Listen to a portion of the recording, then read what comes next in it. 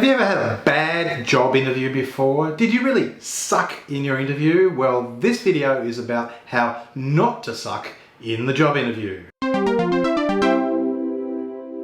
Hello, I'm Dr. Anthony Llewellyn. I'm the career doctor. I'm right here on YouTube to help you manage your career. Today we're going to talk about how not to suck in the job interview.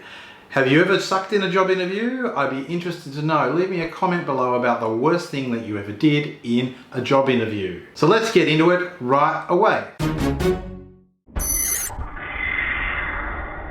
So first off the rank, let's talk about how to enter that job interview room and not suck in the first few minutes.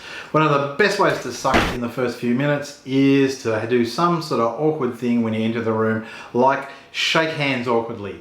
No one wants to shake hands with a limp-wristed interview candidate, or worse, see someone stumbling over a desk or a chair to try and extend their hand out and knocking over a jug of water or something like that. That's a really great way to get off to a bad start. You're going to be nervous from the get-go, and the panel members are going to think that you lack confidence. So how will we not suck in that moment? Well, my first tip here is, do you really need to shake a hand in the interview? Often it's best to take the lead of the chair of the interview panel, or the interview panel members themselves. If they don't offer a hand, maybe don't offer yours. Particularly if they're sat behind a big desk, or you're going to have to shake more than 5 or 6 hands in a big panel interview.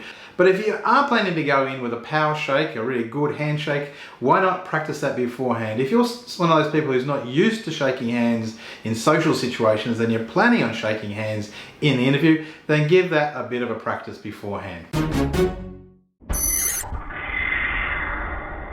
A second great way to suck in an interview is to not have a good example when you're asked for it. You see, in most interviews for jobs these days, there's going to be at least one question where they say, can you tell me about a time when you did, and then it's going to be over to you.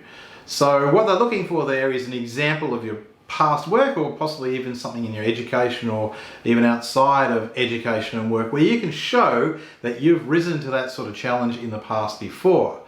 Now, it's extremely awkward if you haven't got an example prepared and there's this big long pause, silence while you're trying to think of something, and then you sort of come up with an example and you're not kind of sure, and it doesn't really fit what they need, and it just comes across badly. Now you're probably wondering, well, how do I know what sort of examples do I need to prepare for the interview? Well, if you actually go and read through the job description, you'll find some selection criteria which give you a lot of information about the sort of examples of past work that they may want to hear from you. These would generally be about things like meeting success targets, working in a team, resolving conflict, using communication skills. It depends on what the selection criteria are for the job. But if you read through those selection criteria, you can then think about your own career, your own work, your life, your academia, and think about the sort of examples that might be needed in the interview and be prepared on the day.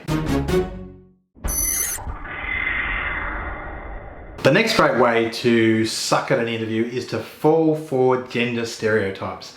What do I mean about gender stereotypes? Well, you see, these days most interview panels are normally comprised of both male and female members of the existing team, and they may throw a question to you which is, say, like a hypothetical about working in a team, and you start referring to a certain team member as a she or a he, and they actually haven't given you that information. So a classic example is in, say, the world of medicine, where they might ask you about resolving conflict between yourself as a doctor and a member of the nursing staff, and you start referring to that member of the nursing staff as a she or a her or a lady or something like that. That's a surefire way of digging a deep hole for yourself with any member of the panel who's got any appreciation for gender diversity in the workplace.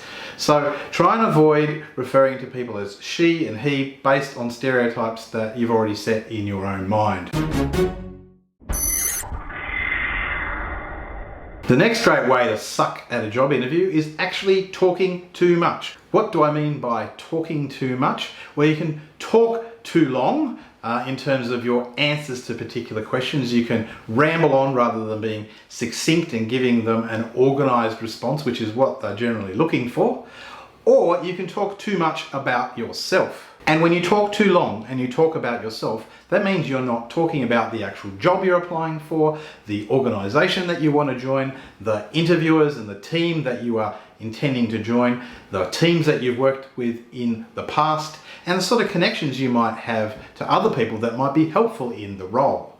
This is all important stuff, and it sells you to the panel. Far too often I hear people talking about themselves in I terms rather than we terms, in terms of the successes they've had in their career and how they're attributable to good, hard, solid teamwork. You see, the panel may be looking for someone brilliant, but they also don't want someone who's going to dominate them.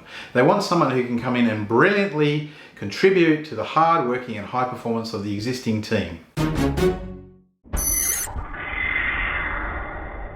The next way to suck at a job interview is to ask a silly question. You see, at the end of each interview, there's usually a time where they say, those are all the official questions we have for you, but do you have any questions for the panel?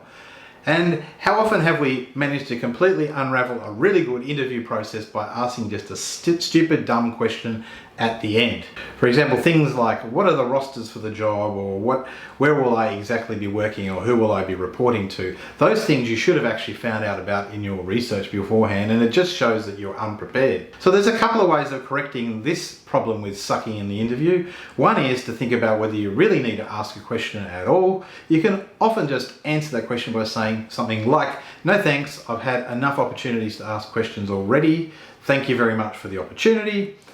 Or if you are really intending on asking a question, do your research and prepare a question that's going to dazzle them or wow them. And I'll leave a link to a video I did about that in the descriptions below. If you've had a bad interview performance before, you've probably thought of a few reasons why it went wrong. It might have been that it was a high pressure environment and you just got stressed. It might just be that you felt you didn't click with the interview panel. It might be that they asked you all the wrong questions. Or you just had a bad day. What do all these reasons or excuses have in common? They all reflect the fact that you probably didn't prepare and practice for the interview. Performing in a job interview is a skill, but the problem with the job interview as a skill is that it is only a skill that you very rarely occasionally use, and the rest of the time it's meaningless. And the problem with skills that we don't use very often is that they degrade quite quickly. We're not regularly practicing our interview performance. So without regular practice and preparation, your interview performance is likely to suck. So the number one tip for not sucking in the job interview is to spend the time to practice and prepare for your job interview. You've been watching the Career Doctor channel. If you're liking these videos or have a query, leave a like or a comment below. If more than one of these videos has been in any way, shape or form helpful to you, please subscribe and turn on notifications to help me out. And I will see you in the next video.